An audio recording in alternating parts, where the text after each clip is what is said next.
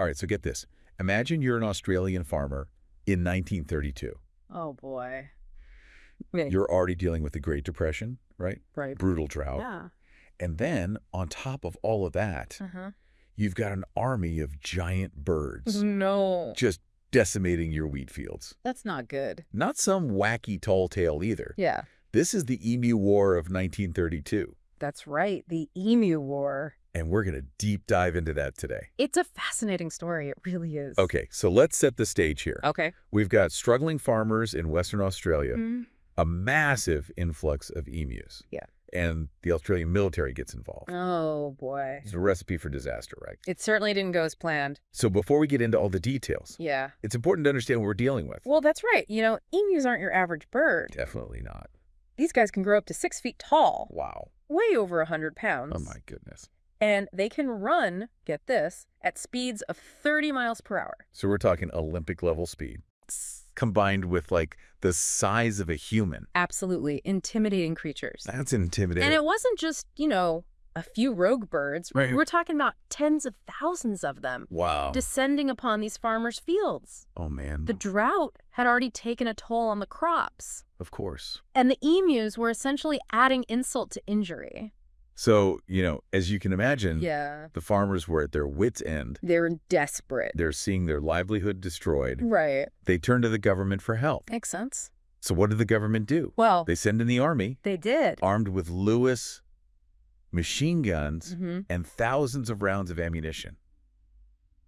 You heard that right. Sounds like something out of a Monty Python sketch. Yeah. Did anyone stop to ask, like, is this really the best solution? Well, hindsight is 20/20, right? Of course. At the time, it seems there was a genuine belief that the military could handle this. Okay. They could effectively control the emu population, They thought they could take care of it. but they really underestimated their feathered foe. So tell me about that first encounter. Oh, yeah. What happened when those soldiers met the emus on the battlefield? Well, this first encounter took place on November 2nd, 1932. Okay. It was a complete fiasco. Oh, no. The soldiers spotted a group of about 50 emus, Okay. and they opened fire. All right. But instead of this swift victory, they were met with chaos. Oh, my gosh. Emus scattered. Their speed, their agility made them incredibly difficult targets. So these machine guns that were probably effective against a more stationary enemy, Right. we're talking about, you know, Yeah. birds running 30 miles an hour. Yeah, they were essentially useless Wow. against these sprinting birds. That's crazy. It is. So the soldiers quickly realized this wasn't going to be the easy victory they had envisioned. They thought it was going to be a cakewalk, right? Yeah. Emus, it turned out, were surprisingly intelligent, adaptable creatures. Right. They weren't just going to stand there and be mowed down. Did they try any other tactics? Oh, they tried several. Like what? They attempted ambushing the emus Oh, really? at watering holes. Okay. They figured they could catch them off guard.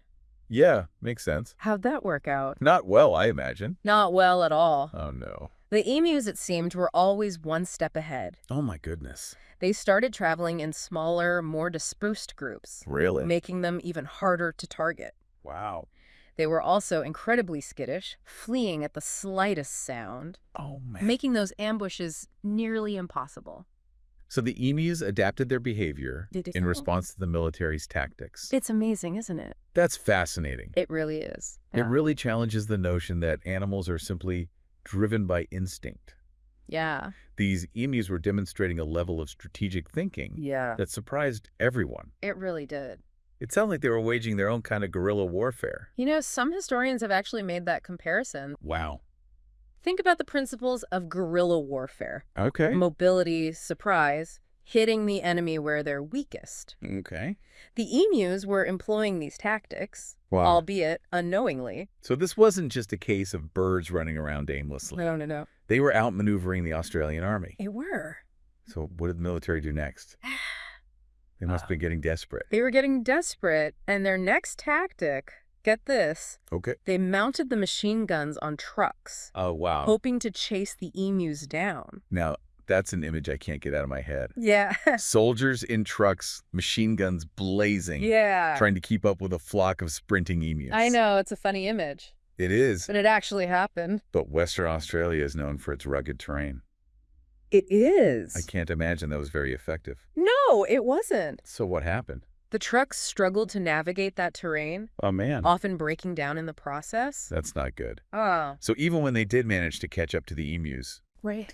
the bumpy ride made it almost impossible to aim accurately. That's right. They were trading one set of problems for another. They were, and after about a week of this feathered fiasco, as some have called it, Yeah. the soldiers returned to base to regroup. Okay. And the news of their struggles reached the government. Right. And by mid-November, it was clear the emus had won round one. Wait a minute. Yeah. The emus actually won? Yeah. So a bunch of flightless birds defeated the Australian army. That's essentially what happened. That's amazing. It is. So they went back, right? They did. They returned for a second attempt in December. Yeah. Similar results. Really? Yeah. So after all that effort, Uh-huh. all those bullets fired, Yeah. the mighty Australian army Uh-huh. was essentially defeated by emus. By December 10th, the operation was officially called off. Wow. Major Meredith, despite the defeat, Okay. seemed to acknowledge the emu's resilience. He even remarked that if humans had the bullet-carrying capacity of emus, Oh, wow. they could face any army in the world. That's quite a statement coming from the man who led the charge against them. It is. It seems like even in defeat, he had a certain respect for his feathered adversaries. I think he did. That's amazing. It speaks to the unpredictable nature of the natural world, doesn't it? It does. You know, we often go in with our human-centric plans and assumptions, Yeah. only to be humbled by the resilience and adaptability of other species.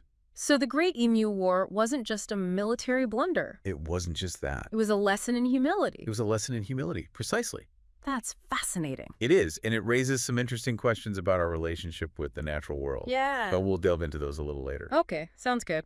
We've got this image of this bumbling military campaign. Yeah, But let's not forget the human side of this story. that's right.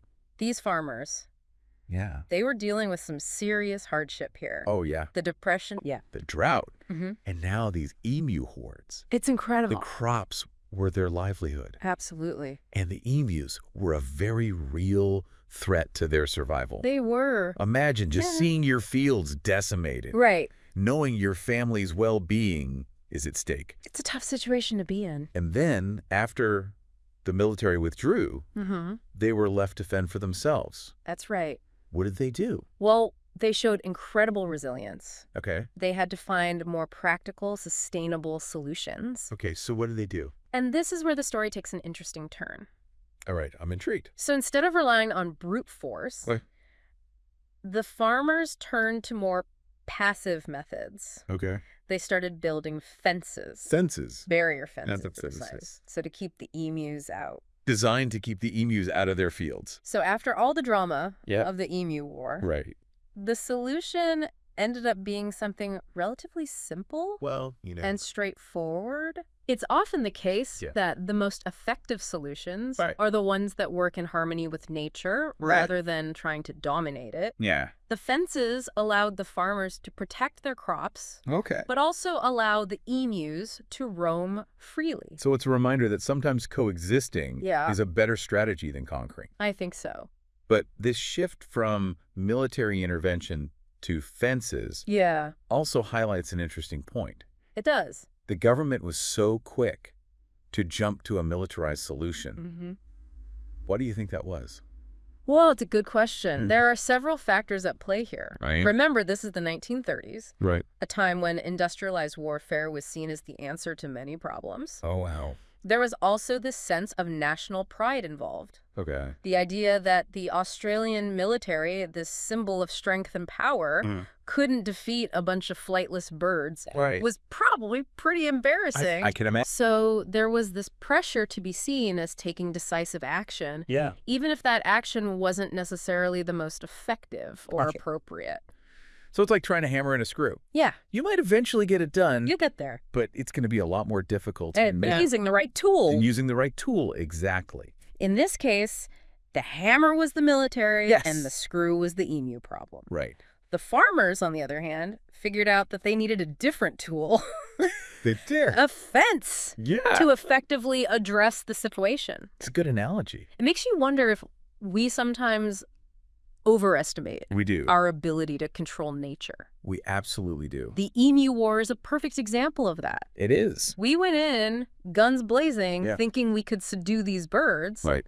and we ended up retreating in defeat. We did. It challenges our anthropocentric worldview. It does. This idea that humans are at the center of everything. And that we can bend nature to our will. Yeah.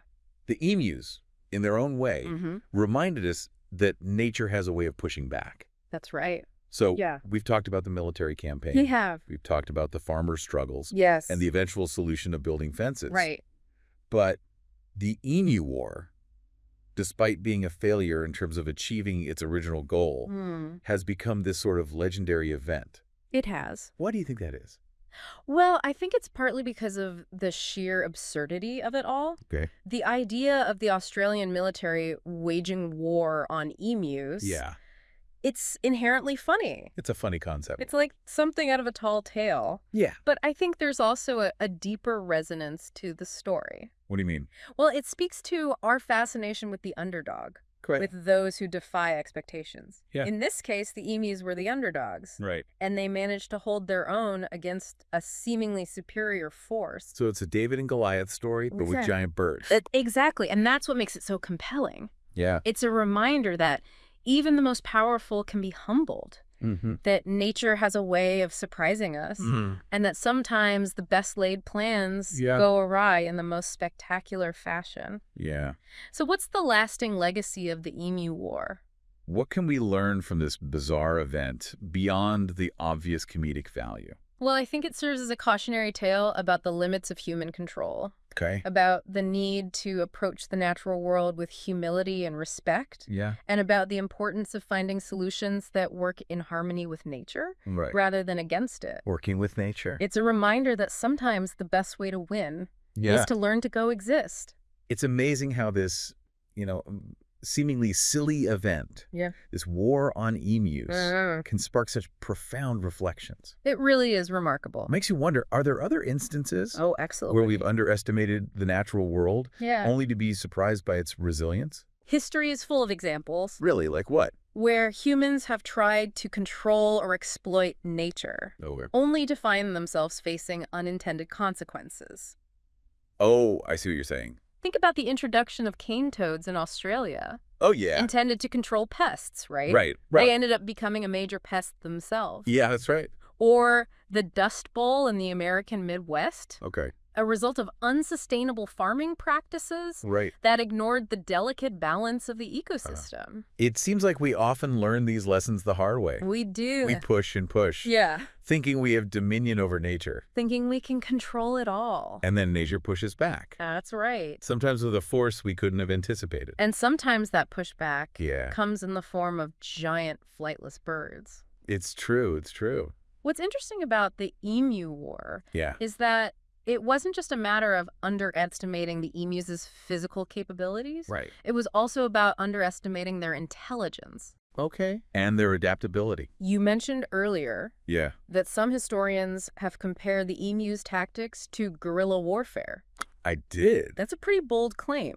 It is. Could you elaborate on that a bit? Well, if you think about the key principles of guerrilla warfare, Okay. mobility, surprise, knowledge of the terrain, Right. the emus were surprisingly adept Really? at employing these tactics. Wow. They were able to disperse quickly, Okay. making them difficult targets for the soldiers. Right. They were incredibly skittish, Yeah. fleeing at the first sign of danger. Right. And they knew the terrain far better than the humans did. So they were essentially using the landscape to their advantage, They were. turning it into their own battlefield. Precisely. And that's something that military strategists have studied for centuries. They have. Using the terrain to your advantage, understanding how to move and operate effectively Right. in a given environment. It's fascinating, isn't it? The emus, in their own way, were masters of this. It really makes you question our definition of intelligence. It does. We tend to think of intelligence in human terms. Of course.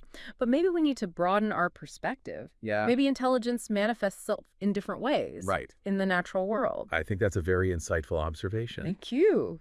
We often judge other species by our own standards, We do. failing to recognize the unique ways in which they've adapted to their environments and developed their own forms of intelligence. That's a good point. So the Emu War, despite its comedic elements, offers a valuable lesson in humility. It does. It's a reminder that we're not always in control, That's right. that nature has a way of surprising us, It does. and that sometimes the best course of action is to step back Yeah. and learn to coexist. Exactly. And it's a lesson that's relevant today. I agree. More than ever. Especially now. As we face challenges like climate change and biodiversity loss, Right.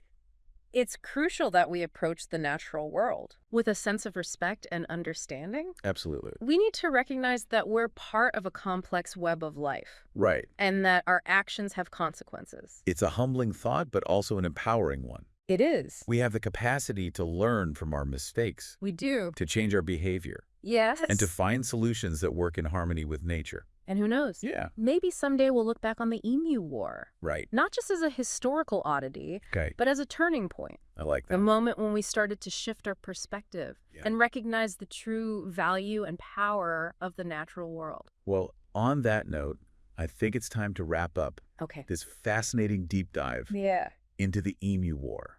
It's been a journey. It's been a wild ride filled with unexpected twists and turns. It has. Who knew a story about birds could be so thought-provoking? It just goes to show that there's always something new to learn, It's true. even from the most unlikely of sources. Well, thank you for joining us on this journey. It was my pleasure. Until next time, keep exploring, Yes. keep questioning, and remember, What's that? even emus deserve our respect. I agree.